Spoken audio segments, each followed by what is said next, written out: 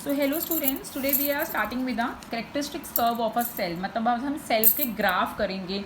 सो आपको पता है हम लोगों ने कुछ चीज़ों के बारे में पढ़ा था, EMF, terminal potential, internal resistance, external resistance. तो आज उन्हीं कुछ पैरामीटर्स के ऊपर हम ग्राफ्स करने वाले हैं and I will let you know that जो सेकेंड ग्राफ मैं कराऊंगी वो इस बार 2020 सीबीएसई में वो इस बार they have asked in the form of MCQ. ठीक है, so please be well prepare for that. ठीक है, तो इन ग्राफ्स को अच्छे से पढ़ लीजिएगा। मैं हर एक ग्राफ का रीज़न साथ में दे दूंगी। ठीक है, 3 ही ग्राफ हैं, बट प्लीज़ इन ग्राफ्स को अपने माइंड में रखिएगा। ठीक है, सो जो हमारे पास एक सेल है जिसकी ईएमएफ ई है, उसकी इंटरनल रेजिस्टेंस स्मॉल आर है और that is connected to external resistance capital R. ठीक है, तो हमारे पास एक कंडीशन है। तो हम पहला ग्राफ करने जा रहे हैं ईएमएफ वर्सेस एक्सटर्नल रेजिस्टेंस में।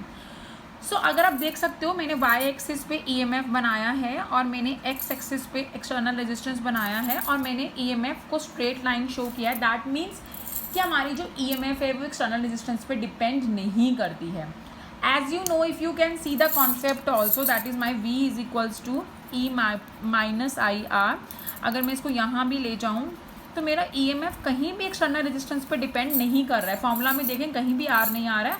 दैट मीन्स हम एक्सटर्नल रेजिस्टेंस इतना भी बढ़ा लें, हमारे ईएमएफ पे कोई भी फर्क नहीं पड़ने वाला, वो जो भी वैल्यू थी वही रहेगी। That means the EMF of a cell is independent of a external resistance. ठीक है, got my point? So this is very simple graph. ठीक है, अब हम ईएमएफ को हटा देते हैं। अब हम देखते हैं कि क्या हमारा टर्मिनल पोटेंशियल डिफरेंस सेल का पता है ना हमको, क्या वो एक्सटर्नल रेजिस्टेंस पे डिपेंड करता है? So let's see that. So V is equals to E minus I R होता है, आपको पता है V is equals to E minus I R, हमने ये पढ़ा, डिटेल में पढ़ा। ठीक है, अब I की वैल्यू क्या होती है? What is the value of I? Ohm's law के अकॉर्डिंग V अपॉन आर। तो हमने यहाँ I का वैल्यू डाला V अपॉन आर और यहाँ ये माइनस में इसको मैं इधर ले जाऊँगी तो it's become positive, it's become positive. अब यहाँ से मैंने V कॉमन ले लिया। ठीक है, I take the V common from here, V को यहीं रखा। ठीक है, और इस टर्म जो ये मल्टीप्लाई हो रही है इसको नीचे ले गए, विच ये क्या हो गई अब यहाँ पे जो यहाँ जाके क्या हो रही है, it going to be divide over here. अगर मैं इसे ओपन करूँ, इसका एलसीएम लूँ तो ये कितना हो जाएगा, R plus R upon are.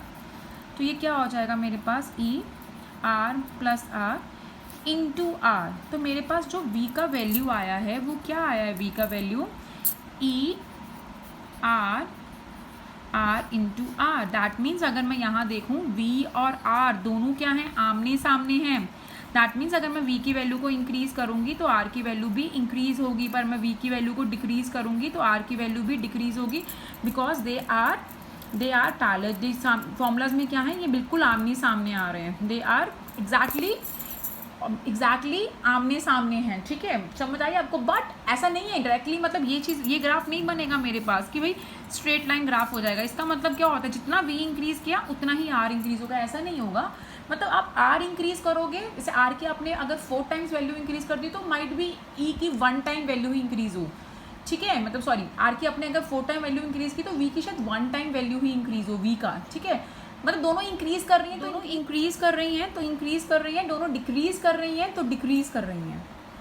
ठीक है, मतलब ऐसा नहीं है कि मतलब they are directly proportional to each other. ठीक है, I hope the point is clear to you. ठीक है, सो क्योंकि यहाँ पे बीच में ना ये जो ई आर प्लस आर है ना, ये क्या है, ईएमएफ, और नीचे क्या है, टोटल रेजिस्टेंस। तो ये क्या बन जाता है आपको पता ना, ये एक्सटर्नल और इंटरनल रेजिस्टेंस क्या होते हैं, there always are in series. तो हम इनको प्लस कर देंगे तो सर्किट की टोटल रेजिस्टेंस आ जाएगी। तो total EMF upon total resistance, तो डेफिनेटली गिव मी करंट ही कोई कांस्टेंट तो है नहीं कि V is directly proportional to R हो जाएगा। मतलब दे आर आमने सामने, जब भी फॉर्मूला में 2 टर्म्स आमने सामने होती है, मतलब अगर एक की वैल्यू को इंक्रीज़ करोगे तो दूसरी की वैल्यू भी इंक्रीज़ होगी। इतना तो मुझे क्लियर हो गया इस फॉर्मूला से। अगर मैं R को इंक्रीज़ करूँगी तो V ऑल्सो इंक्रीजेज। बट अगर मैं R की वैल्यू को, इंटरनल रेजिस्टेंस की वैल्यू को एक्सटर्नल के इक्वल कर दूँगी, इन दोनों के इक्वल कर दूँगी, ये कट जाएगा, R कट जाएगा। ठीक है, दोनों की वैल्यू इक्वल थी, मैंने यहाँ पे कैपिटल R की जगह स्मॉल r ही डाल दिया, तो यहाँ पे आया 1 प्लस 1 क्या आ गया, E/2। तो मेरी V की वैल्यू क्या आ गई, E/2।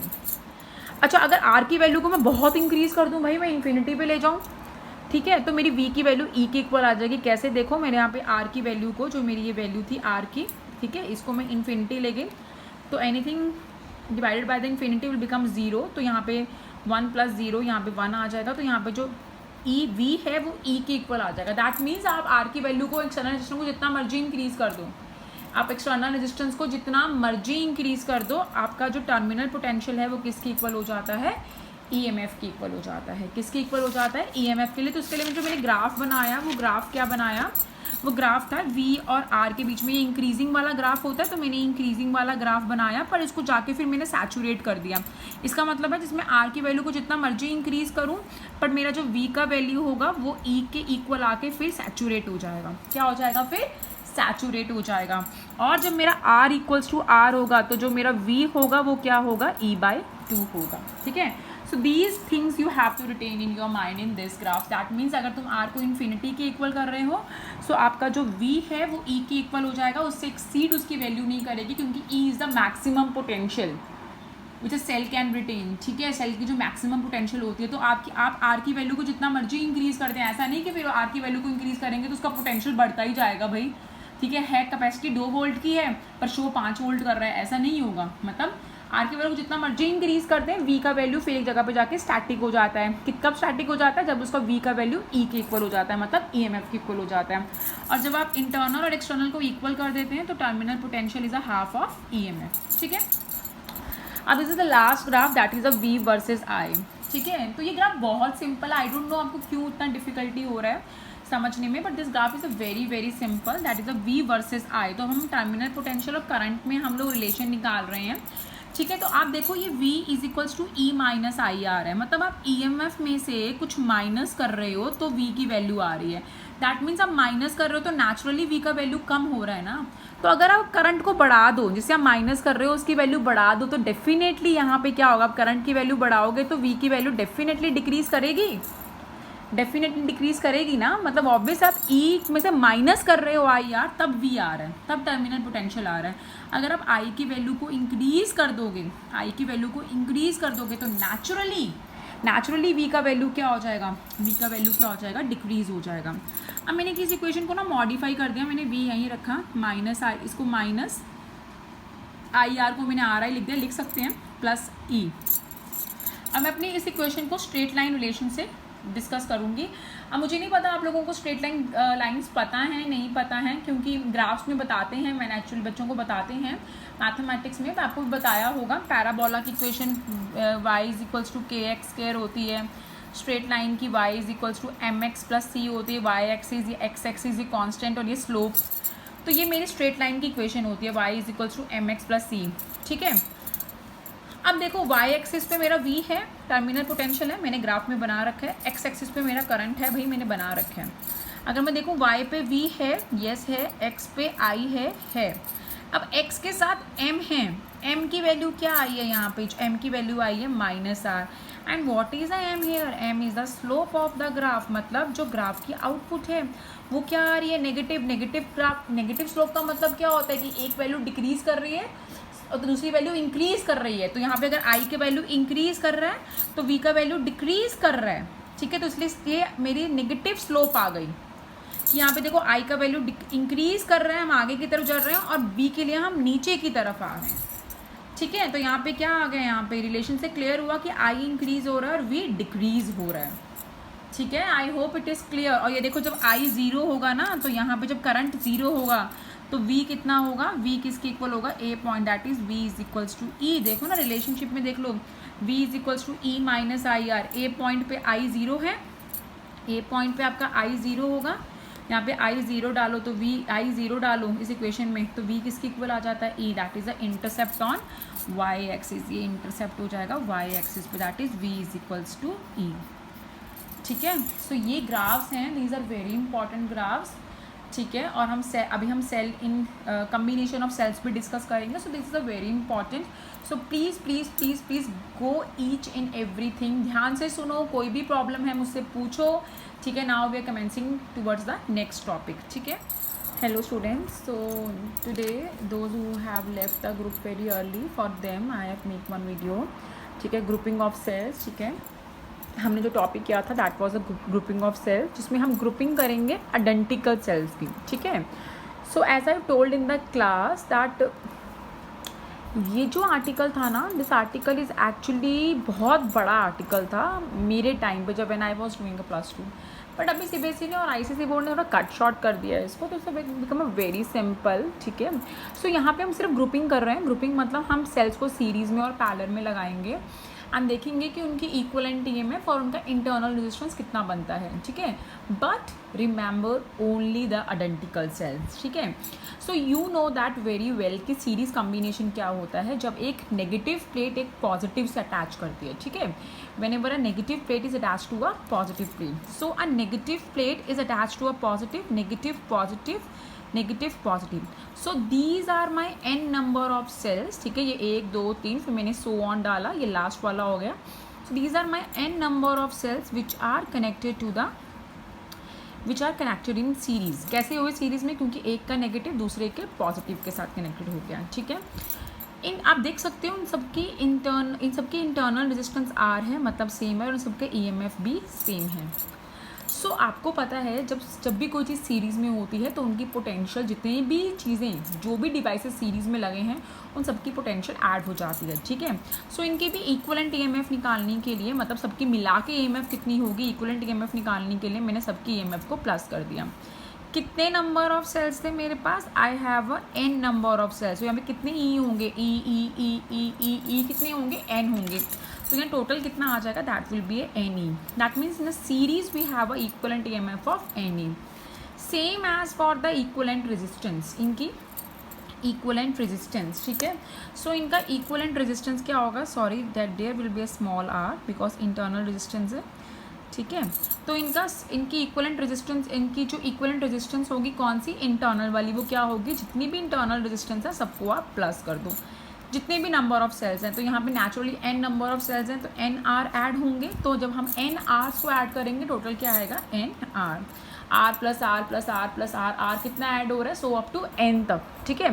तो आपके पास क्या आ जाएगा, n तक ऐड हो रहा है तो n को आप r से मल्टीप्लाई कर दोगे। So when the cells, identical cells are in series, so their equivalent EMF become NE and their internal resistance become NR, ठीक है। अब इसमें एक कंडीशन है, that condition is for a maximum current for a series combination. How you get a maximum current in series combination. तो सबसे पहले current होगा कितना भाई, करंट क्या होता है, इक्वलेंट ईएमएफ, जितनी पूरी ईएमएफ है पोटेंशियल है, नीचे टोटल रेजिस्टेंस। तो इक्वलेंट ईएमएफ कितनी निकाली है भाई हमने, एन ई निकाली है, तो एन ई डाल दिया, ठीक है। अब रेजिस्टेंस कितनी है, आप as you know that external resistance, ठीक है, external resistance is always in series with internal resistance,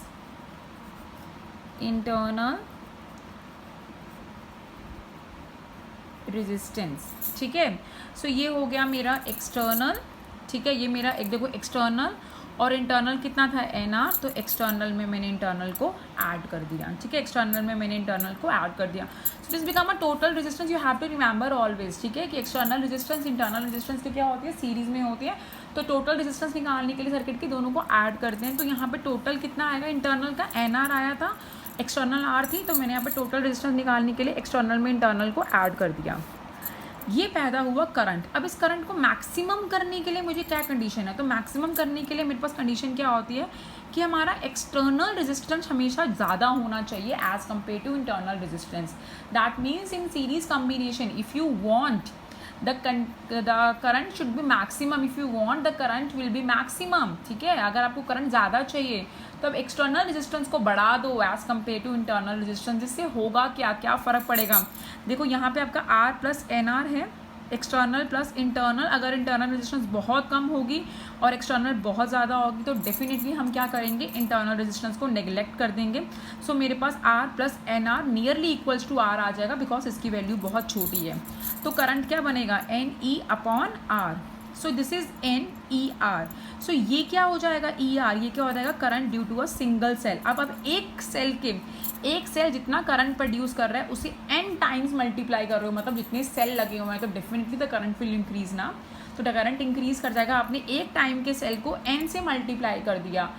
N क्या है यहाँ पे, number of cells connected in series, तो obviously the cell will the current in a series combination will increase. I hope the point is clear, ठीक है। तो आपको series combination में एक्सटर्नल रेजिस्टेंस ज़्यादा करनी है और इंटरनल कम कर देनी है, ठीक है। So next move to the next point, ठीक है।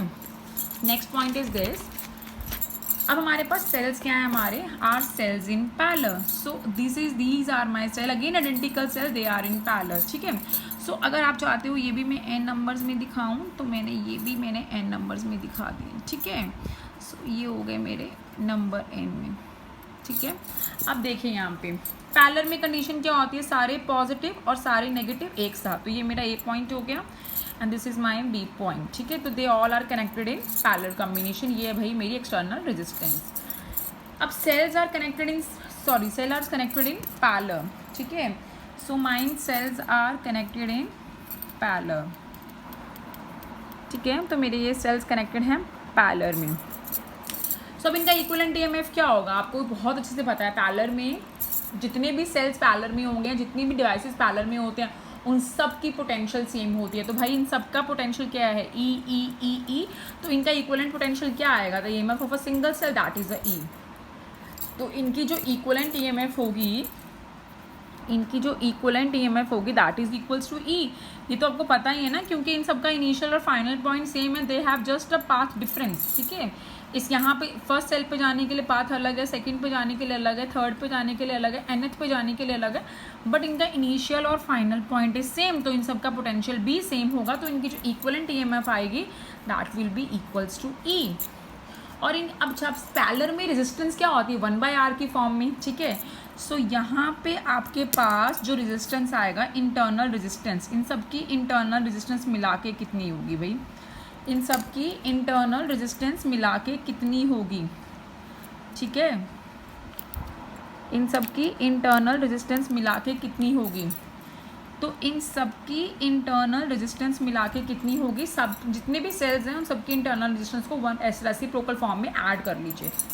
अब नीचे एलसीएम क्या आ जाएगा, आर, ये 1 कितनी टाइम्स होगा, जितनी नंबर्स ऑफ सेल्स होंगे, ठीक है। तो ऊपर आ जाएगा एन। अब इसका रेसिप्रोकल करेंगे, ठीक है, when you do the reciprocal of that, ठीक है। जब आप इसका रेसिप्रोकल करेंगे तो आपके पास क्या आएगा, व्हाट यू गॉट, आपके पास क्या आएगा, व्हाट यू गेट, सॉरी, क्या आएगा आपके पास आएगा n/r, ठीक है। ठीक है, मैंने फिर से गलत लिखा है यहाँ पे, ठीक है। मैंने पहले सही लिखा था, देन मैंने इसको चेंज किया था, r/n, ठीक है। मतलब हियर जो रेजिस्टेंस जो भी है, ठीक है, और नीचे आएंगे n number of cells, like तुम्हारे पास 4 सेल्स हैं यहाँ पे, तो r/4, 5 सेल हैं तो r/5, ठीक है। सो ये हो जाती है हमारी इक्विवेलेंट रेजिस्टेंस इन पैरेलल। अब इसमें कंडीशन क्या होती है, मैक्सिमम करंट की, ठीक है। अब इसमें करंट ईएमएफ कितनी होती है, ई होती है, तो ई आ गया। और रेजिस्टेंस क्या होती है, रेजिस्टेंस आपको पता है, that is a external plus internal. तो एक्सटर्नल कितनी थी, आर, और इंटरनल कितनी निकाली है आपने, r/n, ठीक है। अब इसमें क्या होता है, in order to get a large amount of current in the circuit, कौन से सर्किट में, पैरेलल वाले में, आपको क्या करना पड़ेगा, आपको वेरी स्मॉल करनी पड़ेगी। पहले आपने क्या की थी, अपनी एक्सटर्नल रेजिस्टेंस बढ़ा दी थी, इस बार आप अपनी एक्सटर्नल रेजिस्टेंस छोटी कर देंगे, ठीक है। तो जब आप इसे छोटी करेंगे तो r+rn करेंगे, तो डेफिनेटली इस बार ये छोटा है तो ये क्या हो जाएगी, गायब हो जाएगी, नेग्लेक्ट हो जाएगी, क्या बचेगा, r/n। तो यहाँ आया r/n, n को ऊपर ले जाओ, ये आ गया e/r। e/r is a current due to a single cell. अब सिंगल सेल के करंट को आप n से मल्टीप्लाई कर दो, that will be total current. तो यहाँ पे करंट फिर से इंक्रीज हो रहा है, एक सिंगल सेल के करंट को हम क्या कर रहे हैं, what we are doing, we are multiplying with the n। What is the n, number of cells connected in a parallel. तो डेफिनेटली करंट का अमाउंट क्या हो रहा है, बढ़ रहा है। तो in order to get a maximum current from this parallel combination, we have to decrease the value of external resistance, ठीक है। You have to keep this thing is mind class. ये चीज़ें ना आपको IIT JEE लेवल पे जाके ही काम आएंगी, यहाँ सब्जेक्टिव में इतना काम नहीं आएगा, हाँ, but yes they can ask the MCQ from that, ठीक है। अब ये जो चीज़ है ना, ये totally IIT and JEE based पे है, ठीक है। ये है mix grouping of a cell. So what is a mix grouping of a cell, तो mix grouping basically is that जहाँ पे सेल सीरीज में भी हैं, पैरेलल में भी हैं। So you can see that मैंने यहाँ पे m रोज ली हैं, ठीक है। मेरे पास let suppose these are m rows, और m रोज में n सेल लगे हैं, कितने सेल लगे हैं, n सेल्स लगे हुए हैं, ठीक है। अब ये सेल सीरीज़ में हैं और अगर मैं ऐसे देखूं तो ये क्या है, आपस में पैरेलल में है, मतलब सीरीज़ कॉम्बिनेशन भी हो गया है, पैरेलल कॉम्बिनेशन भी हो गया, ठीक है। सो अब इक्विवेलेंट ईएमएफ, अब मुझे इक्विवेलेंट ईएमएफ क्या थी इनकी, अब देखो सीरीज़ में है n number of cell series में, तो यहाँ इस सीरीज़ का कितना ईएमएफ आएगा, n ई, सीरीज़ में है इसकी भी कितनी आ जाएगी n ई, और इसकी भी कितनी आ जाएगी यहाँ पे n ई, ठीक है। तो अब ये पैरेलल में होंगे, पैरेलल में होंगे तो क्या होगा, एन ई तो क्या बनेगी, ईएमएफ एन ई बनेगी, ठीक है। तो मतलब हमारे पास यहाँ पे जो इनकी इक्विवेलेंट ईएमएफ आएगी वो एन ई, समझे ना। सीरीज़ में है तो जितने भी सेल्स हैं सबकी ईएमएफ को प्लस करेंगे, एक रो में कितने सेल हैं, एन है, ठीक है, एन है तो कितना हो जाएगा एन ही, यहाँ पे भी एन ई, यहाँ पे भी एन ई, पर पैरेलल में इनकी ईएमएफ क्या रहती है, सेम रहती है, तो वो एन ही रहेगी।